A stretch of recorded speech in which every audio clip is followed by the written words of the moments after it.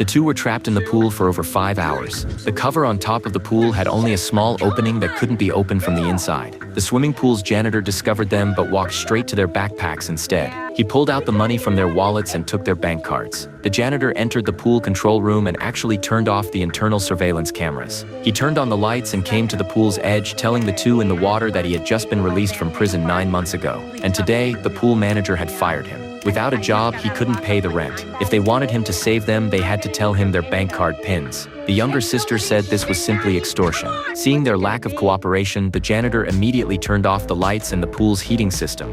What did you do? Nothing.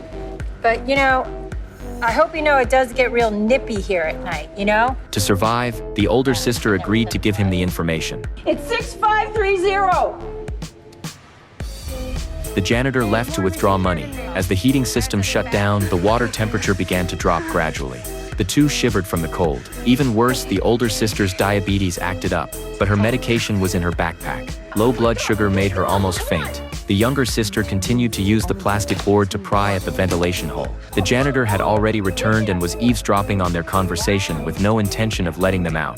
The younger sister frantically pounded on the cover, saying she had already told him the PIN and that he had gotten the money. The janitor said there was only $80 in the account, not enough to pay his rent, and he walked away. The younger sister decided to retaliate. She sharpened the plastic piece on the pool's edge until it was very sharp, then called the janitor over. She said there was more money. Sure enough, the janitor approached the small hole. The younger sister seized the opportunity and stabbed him.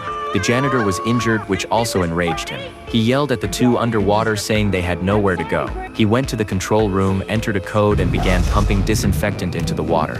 The two tried to block the outlet, but the pressure was too high, and they couldn't stop it. They would soon be poisoned to death. The older sister, already hypoglycemic, passed out from the disinfectant and the intense activity. The younger sister began to beg the janitor for mercy. The janitor turned off the disinfection system, came to the pool's edge, and told them that if they gave him the ring, he would let them go. Not wanting any more mishaps, the older sister took off the ring and passed it through the small hole in the cover, promising not to call the police afterward. This time, the janitor kept his word. He entered the control room and entered the code to open the cover, but the code failed and it wouldn't open. The manager must have changed the password. Now even he was powerless. He told the two the truth and walked away, leaving them in despair once again in the pool.